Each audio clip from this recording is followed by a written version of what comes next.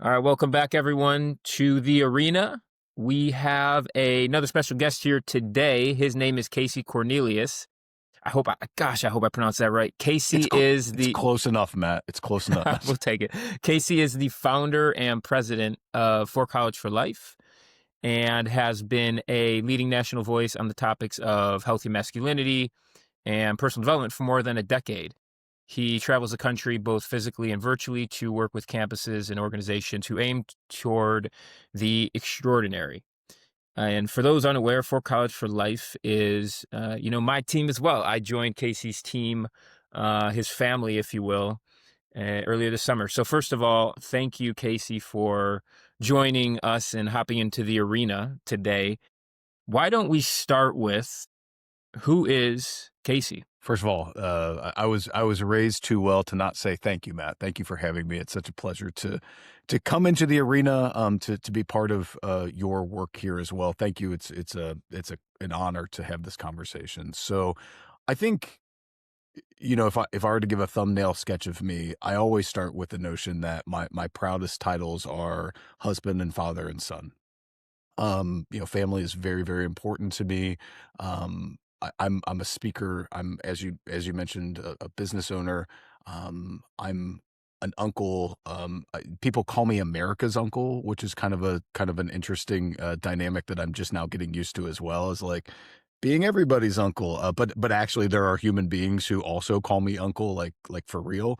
Those are the things that matter most to me. So in addition to the work that I do, I think that that's how I would describe myself, is in those relationships of being a father and a son, and a husband and an uncle. Like those are the things that are most important to who I am. And so I guess what do myself, MD, the audience, what do we need to know about your childhood in order to better understand who you are as a human being Hmm. today? That's a great question. So I grew up in, I think if we were being polite, we would say that I grew up in a working class neighborhood. I think if we were being honest, we would say that I grew up in a working poor neighborhood. I grew up in an area that you probably wouldn't unlock your door if you were going through today. Like, you probably wouldn't stop and, like, get out and look around. It's not that kinda spot.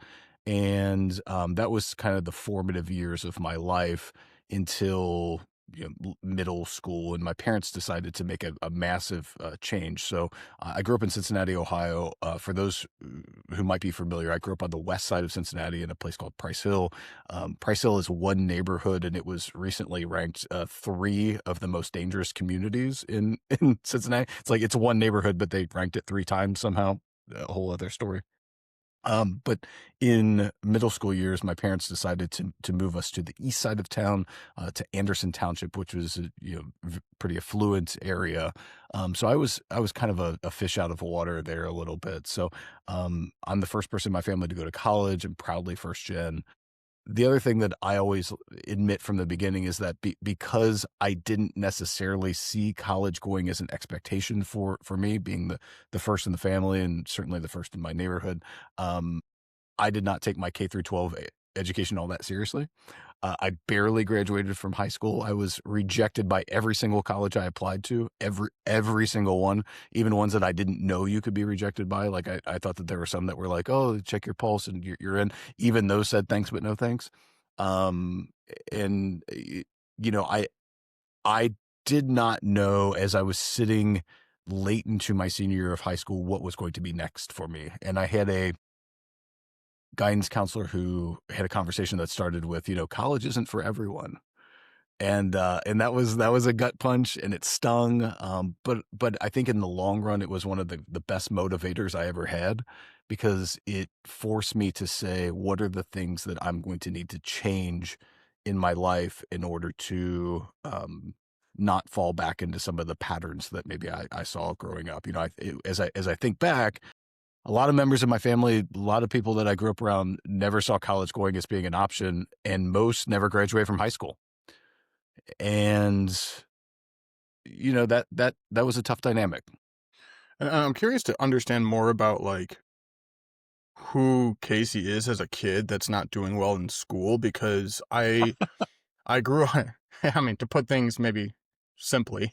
Oh, yeah. Because I mean, I think about my days in the classroom, and like it was instilled very early on that I was going to have to go to college, and A's and B's were like non-negotiable. And so I think for a lot of people that have maybe more similar experience to myself, we probably have a lot of assumptions about the kid in the classroom that wasn't doing well, that didn't seem to be pursuing college from day one. And Yeah. I want to better understand from somebody who's lived it, like Yeah. what's that kid doing inside and outside of school? Like what's going on, and where, tell me more about this kid, Casey, that it ends up with a counselor one day telling him, the first time, it's not for everybody. Man, that's a great question. Sometimes in my line of work, people are like, You're a really good speaker," and the joke is, "Thanks. They used to put my desk in the hallway." So when you say like what was going on in the classroom, a lot of times it was me getting sent into the hallway because I was distracting others or starting. I got in a lot of trouble. I think it was my 8th grade year. I had 82 detentions. Yeah, suspensions and all that other kind of stuff. I was kind of a rough kid, and I think I took on sort of that mindset that you had to be tough, you had to stick up for yourself, you had to do all the things. Speaking of manhood, masculinity, that like if you're not going to be successful academically, well, you better be tough. You better be able to talk your way out of things.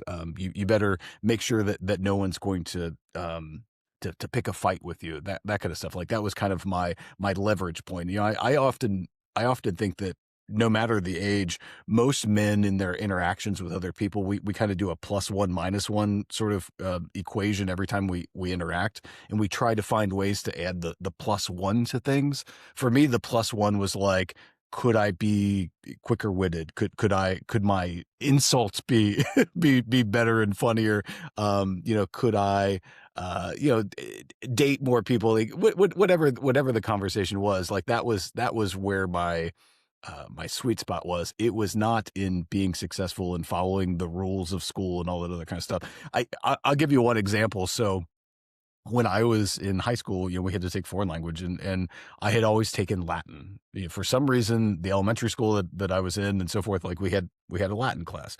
So it just sort of clicked with me. It made sense. Maybe it's my Roman heritage, but so I would get, like, so say it's quarter 1, quarter 2 midterm exam. I would get F, F, B, and I would pass the class with the bare minimum C- grade.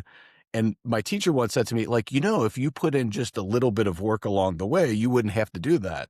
Like, you wouldn't have to, do really well in the exam. And my argument was always, but if I just study for a week and take the other 22 weeks off and I still pass the class, what's the difference? And I think that was sort of a mindset that I had, like, do enough, do barely enough. Um, there is a running joke. It is true. They let me walk in graduation, the commencement ceremony, and I didn't know at the moment that I walked in commencement whether or not I actually had graduated or not. So, like when you walk across the stage and they give you the diploma cases. So they give everybody the diploma case, but I actually looked. Like, I actually opened it up to check. You didn't, because you knew it was there. Like, I looked and it was there, and I was like, oh, this. So when I say I barely got out, I barely got out. Now, when I got to college, it was a completely different situation. I really hit the ground running. One of those colleges that initially rejected me gave me an opportunity, like one term, to prove that I could be successful in college, and thank goodness they did. I always love to shout out the University of Toledo, because I don't know where my life would be today without them. But yeah, I like to give them credit for giving me one opportunity to prove that I could be college material. And so, I mean, it sounds like in your younger years, maybe you embodied a lot of the unhealthier, when you think of unhealthy, toxic masculinity, whatever you want to call it, you obviously now totally embody what I think healthy masculinity is. You obviously speak to students around the world, or maybe around the world, but definitely around the Yeah. country, Yeah. on some of these things. Like, what has that Yeah. journey looked like for you? Was there a pivotal moment where you I don't know whether it was hitting rock bottom, but like what kind of started that maybe slow or rapid shift from embodying some of those and taking on some of those unhealthier traits to maybe a more healthy version of, masculinity? It's a great question. So the title of my program is Be the Man, right? And subtitle is a movement for healthy masculinity. But the phrase "Be the Man" actually traces back to one of the things I walk people through is when you were 6 years old, who was the coolest man in the world? For me, it was Ric Flair. And Ric Flair embodied and still the persona does to some degree, like every bit of negative stereotypes of masculinity that one could possibly have. And he used to say this thing: to be the man, you have to beat the man. And I use it as kind of a turn of phrase to get people to see a different version of what it means to be the man. I think that there were several sort of pivotal moments in reflection along the journey that inspired me to change course. I'm going to share with you two. The first one was as a high school student. I had kind of gone through a rough situation, and I was sitting at a party. It was like after homecoming, and I was sitting at a party, and my best friend sees me, and I'm kind of down, and he looks at me, and goes, "You know what your problem is?" Uh, and That's a great way to start off. yeah, but in the moment, I was yearning for something, right? So I was like, what? Like, what is my problem? And he was like, you care too much. And he walked away. And I took on for a period of my life the mindset that like, I'm not going to care. I'm going to do me. I'm going to put myself first. And here's the challenging part. And Matt, I think I've heard you echo something similar. The worst part was that I was really good at it. I was really good at being selfish and uncaring and so forth, but I was also simultaneously miserable. And I needed to pull out of that. And fortunately, I did. The second thing that was absolutely pivotal in my experience was discovering fraternity. And I remember the moment that I met 8 guys who forever changed my life. It was at a training to be a resident advisor, and I was filled with fear and anxiety, and this imposter syndrome I've come to learn it to be called. Going into this room and seeing these guys who didn't have any of that, they were comfortable, they were great leaders, and I wanted to be like them. And when they extended me the opportunity to become a member of a fraternity, to be surrounded by other men who were about something of value, that I mean, it just took off from there. And the other, in addition to the University of Toledo, always giving them credit, I always also give credit to the notion of fraternity, and whether it's big F formal sort of Greek letter fraternity, or just a group of men who hold each other accountable, who challenge one another, who are about something deeper than surface level. I think fraternity is so important for me, but I also think it's so important for our world. And I have been beating the drum on this notion for a long time that if we do fraternity correctly, we solve a lot of society's problems. Now, if we don't do fraternity correctly, we also create and perpetuate a lot of those problems. And that fork in the road, that choice right there is, are we as men going to hold each other accountable? Are we going to be about something greater than ourselves, not only in number, but also in purpose? That fork in the road can make all the difference in so many of the issues that we face as a society today. So those two moments kind of as touch points. One, a best friend giving me some hard but really not productive advice. And two, discovering a group of men who said you could be about something bigger than yourself in number and purpose. Those are the two moments that changed my trajectory. So in contrast to Ric Flair, let's say, what is like I just met him for the first time this year, as a matter of fact. No way. I gave him credit for the title of the program. So I was like, hey, look, I know it's trademarked, but if you ever want it back, you can have it. Well, and I mean, look, I think Ric Flair is a really good example because he had one of the most major platforms you could have to young men, children who probably shouldn't even be watching the WWE at that age, in such formative years of their life, getting, a misconstrued perception of what correct, we'll say, masculinity, or maybe productive masculinity, serving masculinity should be. And so, this idea of fraternity, I think masculinity is so misunderstood. And so I would want you to maybe further define that out and explain, for the sake of masculinity and restoring its image, like, what does correct or productive or serving masculinity mean? And, where that line gets blurry, what do we often misunderstand? I think the challenge is, so we're all learning from the time we're born to the time we pass. We are learning the rules and the norms, what is acceptable and what is not. And for so many of us, the rules that we've absorbed are things that are detrimental to us as individuals, but also to us as groups and the larger society. And I could spend hours just on that notion. But I think part of what I call healthy masculinity is unlearning some of those rules. I'll give you the prime example that seems to really resonate with a lot of young men. If you've ever gone to the gym, if you've ever lifted weights before, you know that you're going to hit a particular point that is a little scary. You're about to bench something, you're about to squat something, and it's a weight that you're like, maybe I'm going to get this and maybe I'm not. And what is the very best thing that we can do in the moment that we're a little scared getting under that weight? What can we do? That's not rhetorical. No. I'm asking, like if I'm getting under a bench and I'm like, what's the very best thing I can do? Ask I for don't a know spotter, if maybe. Ask for a spotter. Someone did it to me yesterday. Maybe it's top of mind. Someone asked me to help them. Ask for a spotter. Hey, can you spot me on this?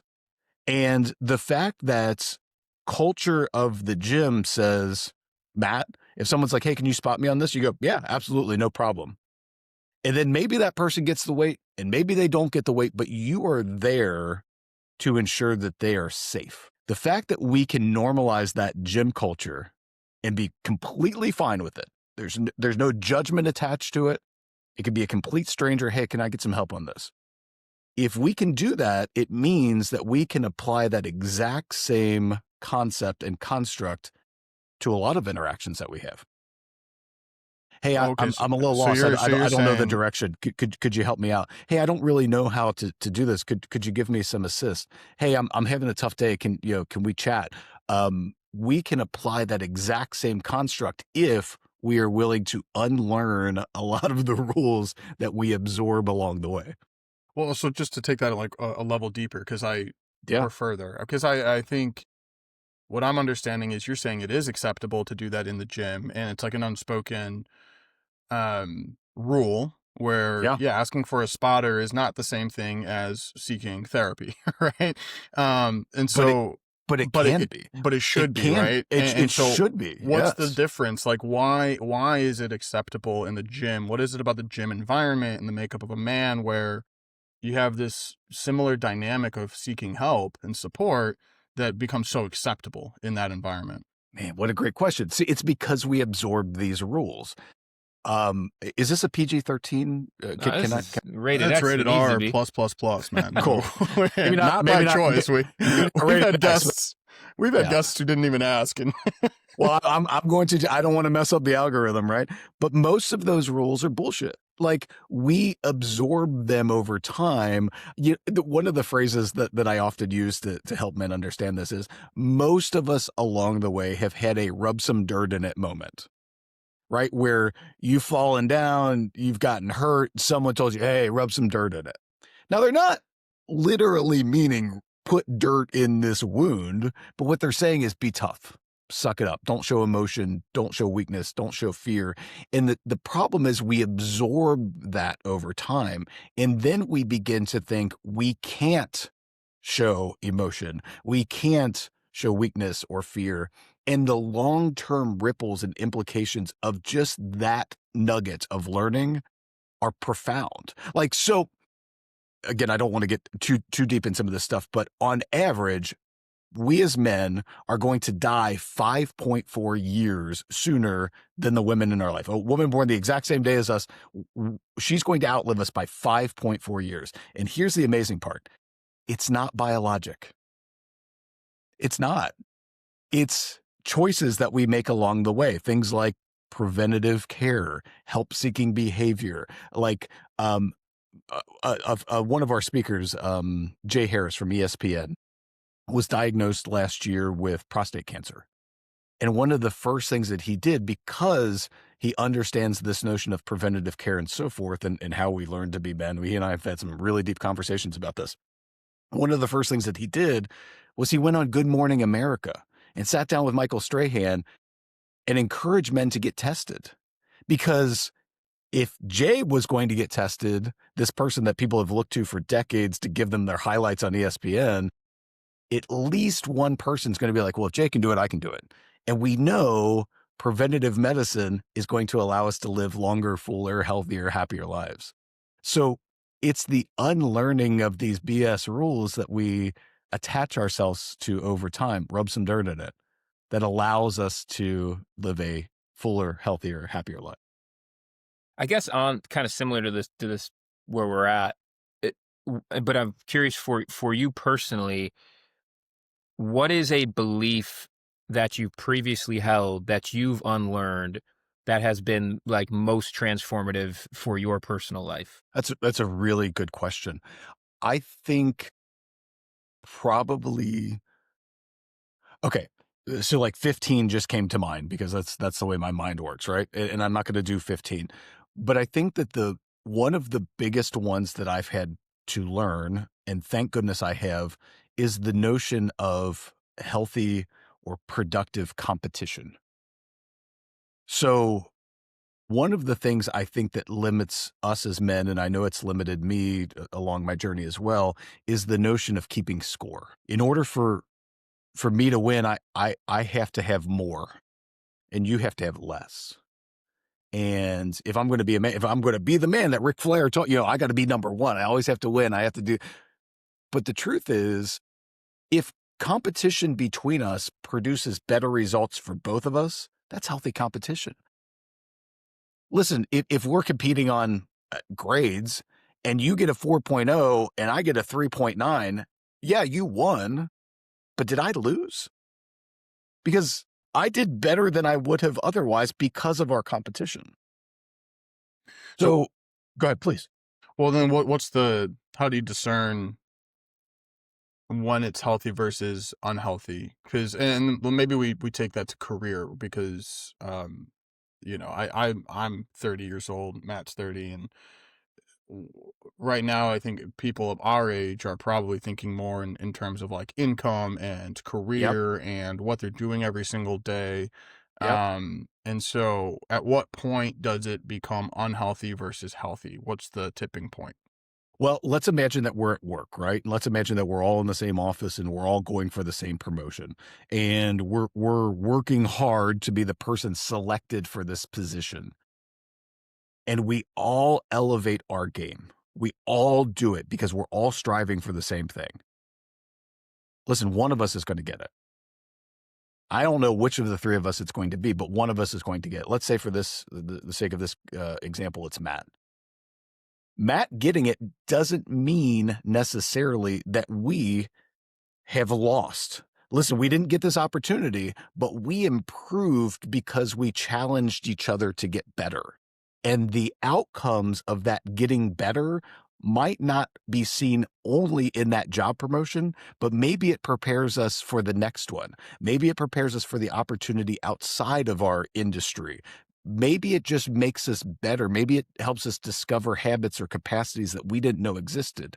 But if we decided that all we're going to do is focus on just me, just what's good for me, and everybody else can lose, I want to win 100-0 as opposed to 100-99, we collectively didn't get better. I might have won, but we didn't get better. Like, it's one of those things where I think in sports is a great example. When teams win or when athletes, I'm a big fan of like mixed martial arts, for example, right? When someone wins a fight, what good is it to win a fight against an opponent who's no good? Like, Why would I want to compete against someone who is so far below me? What did I prove? But if that person is at this level and it pushes me to be better, then I've accomplished something. And yes, at the end of the day, there's going to be a win and there's going to be a loss. But if we each push each other to get better, the long-term outcomes of that can't be bad. They can't So, be. follow-up question quickly. Yeah. Because what I think in terms of like task orientation, responsibility. So what I'm understanding is when you quote unquote lost, it's almost like your task, your responsibility is to recognize or realize you didn't actually lose. You actually yielded more progress and gains because of the healthy competition that you took part in.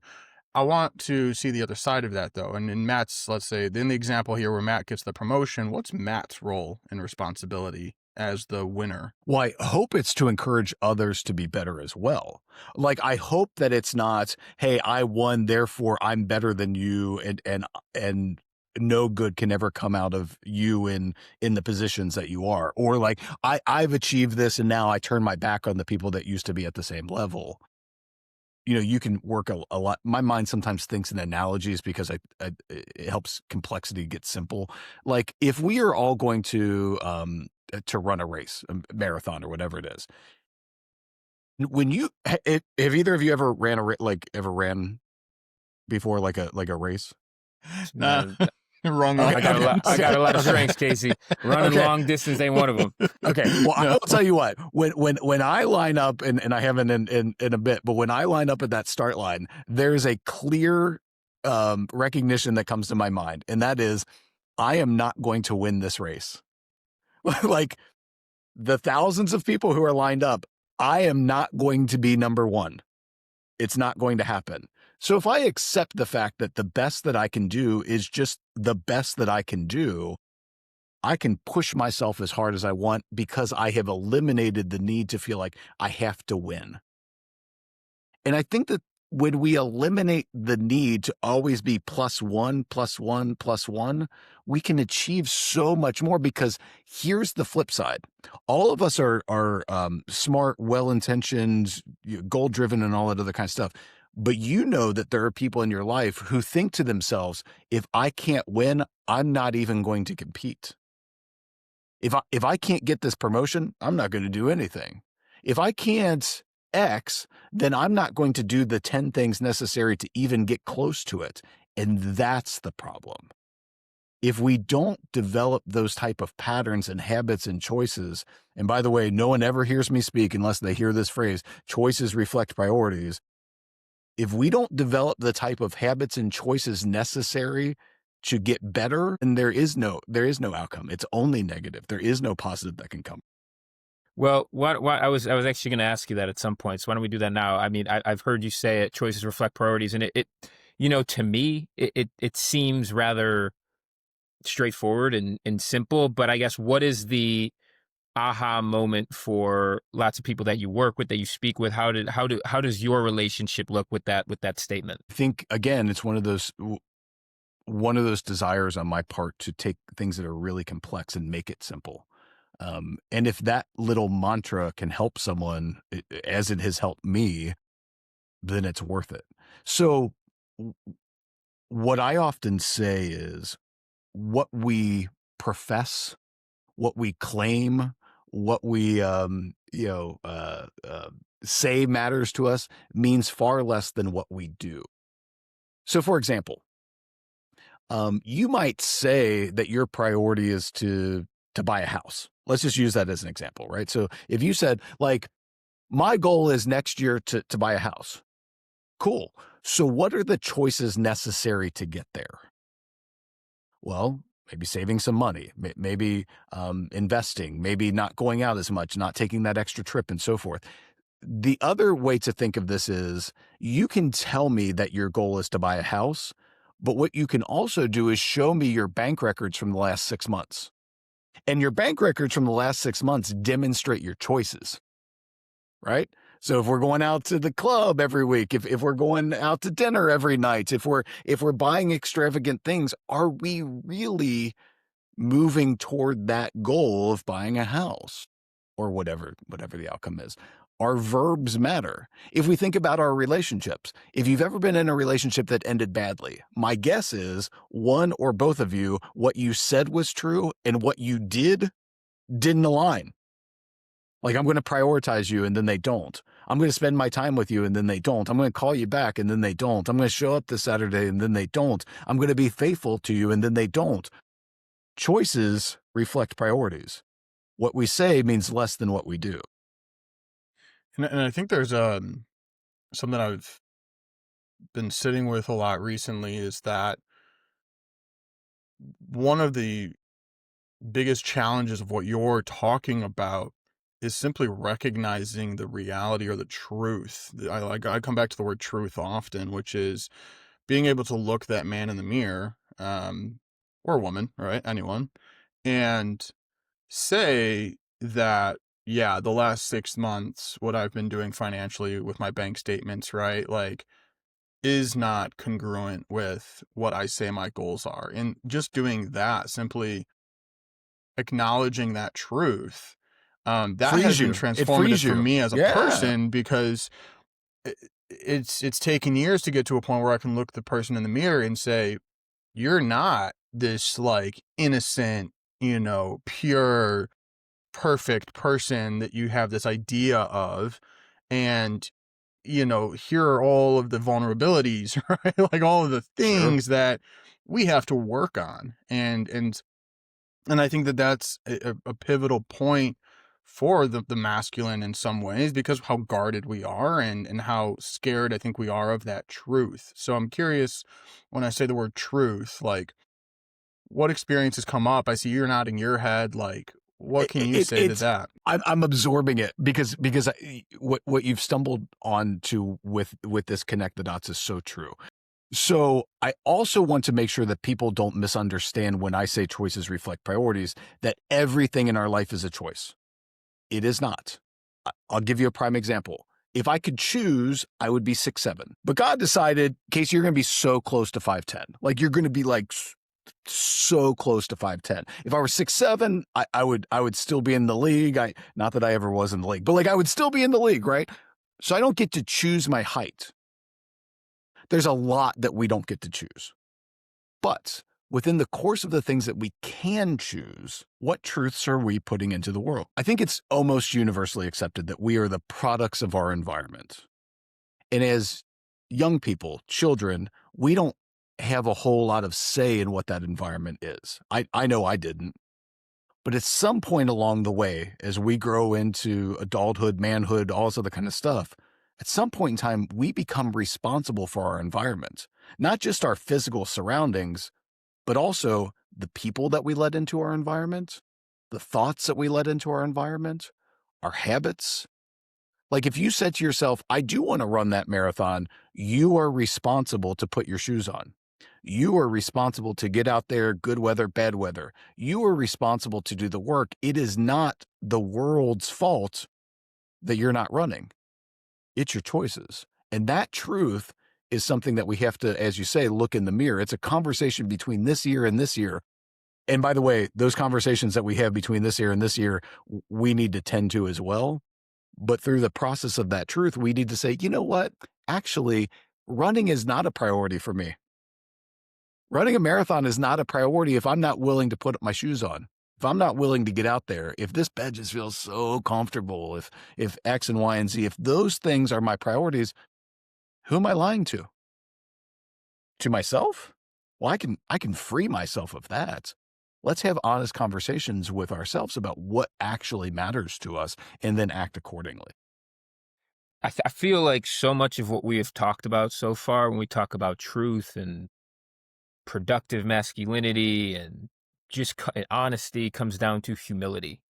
That to me just seems to be foundational to any of the conversations we're having. Can you look yourself in the mirror and be honest with yourself? Well, that requires humility. I guess, what are five? Never even thought to ask this question, but it arose. What are if you had five? You had a man. I guess we'll do man just in the spirit of this conversation. And what are five traits, qualities, character traits that you would build the ideal man off of? Ooh, 5 is a good, yeah. I think that responsible would be number one. And that responsibility is not only for others, but for yourself, right? I think that humble, as you mentioned, is also a part of this.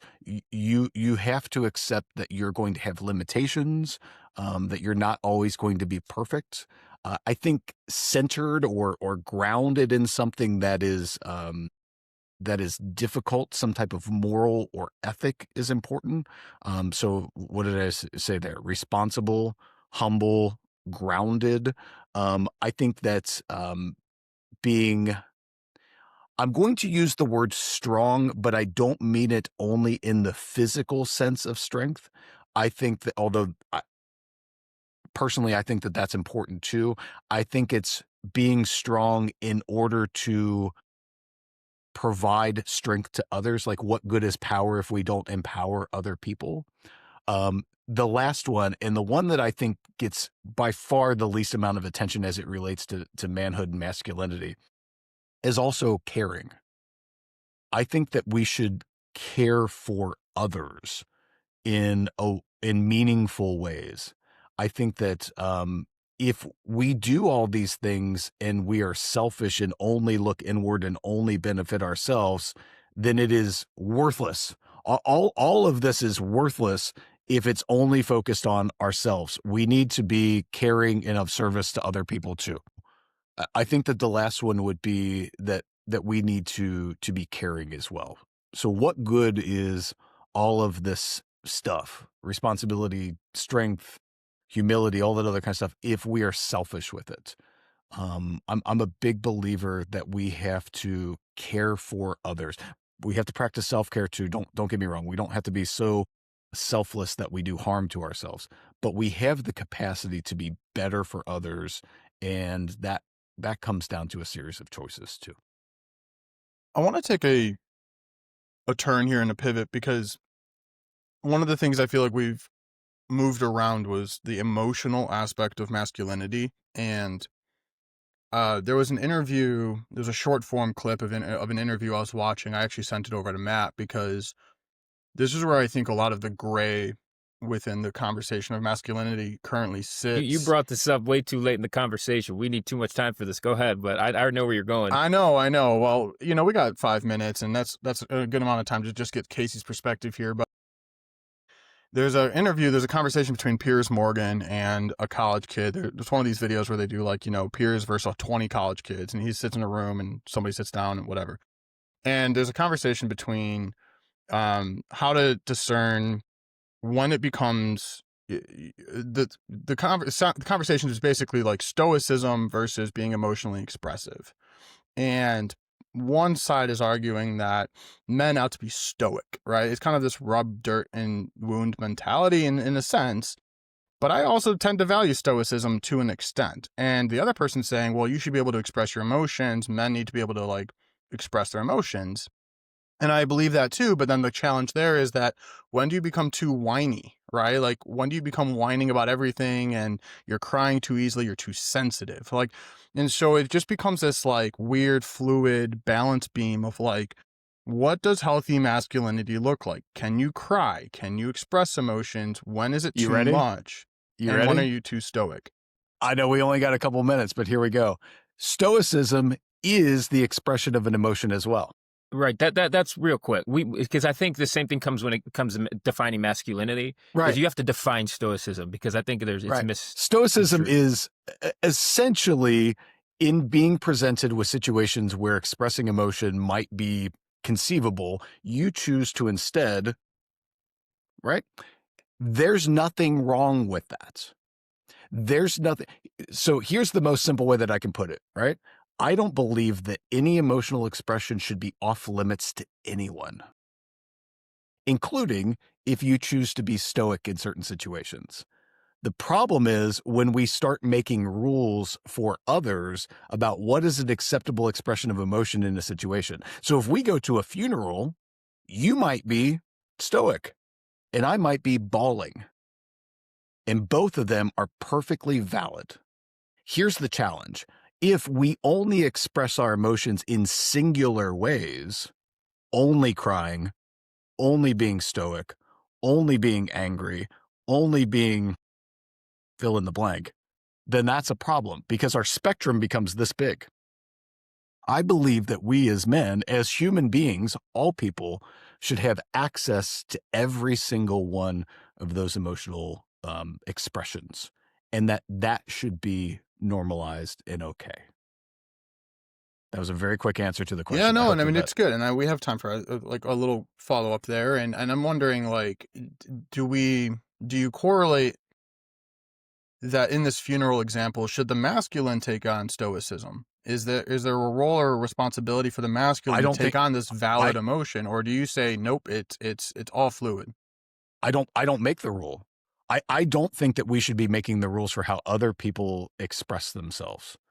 And this is like, let's think of the notion of grief, right? So if we're at a funeral, let's assume that there's grief involved. How can I judge how you express your grief? I can only do it through my lens. And by the way, are there unhealthy expressions of emotions? Absolutely. So if you're at the same funeral as I am and you start punching holes in the wall, I can understand anger. I can understand fear, but it's probably not healthy for you to be punching holes in the wall. So me, as your friend, as your brother, might come to you and say, how can I help you? How can I spot you? Go back to how can I spot you on this one? Because it seems like this is something that you're having a real hard time managing yourself. I think in the example that MD's referring to, Piers makes a comment on. Personally, I sensed a little bit of defensiveness, and he said, "Well, I don't need therapy." That the student was encouraging therapy. I don't need therapy, and I, which is fine. I don't think everyone needs it. I think everyone could Sure. benefit from it, but Sure. the tone in which he phrased it, I sensed a little defensive. He also said something along the lines of, "Yeah, I haven't cried in 12 years," and I guess I'm curious for your I perspective cried on that. today. Meaning, like, I think you had mentioned everyone's allowed to express themselves in whatever way fits them. But is there a point, is it healthy to not cry in over a decade? Because to me, crying is fairly Oh, natural. It's simply the release of emotions. Are there other ways to do it? Like when I hear not crying in over a decade, I don't, to me, that doesn't seem uh, very healthy. But maybe, again, I'm viewing it from my perspective. same thing for me, right? So I think what you're describing, and I have not seen this clip, but what you're describing is we're getting into competition again. Who can compete to uh, interact with this thing from the best emotional lens? The truth is, there is no winner or loser in this situation. If I were sitting with someone who I had a relationship with and I cared about, and they said, I haven't cried in 12 years, I would ask them what they care about. Do you care about your family? Do you care about your well-being? Nothing has moved you to a place of that level of emotion.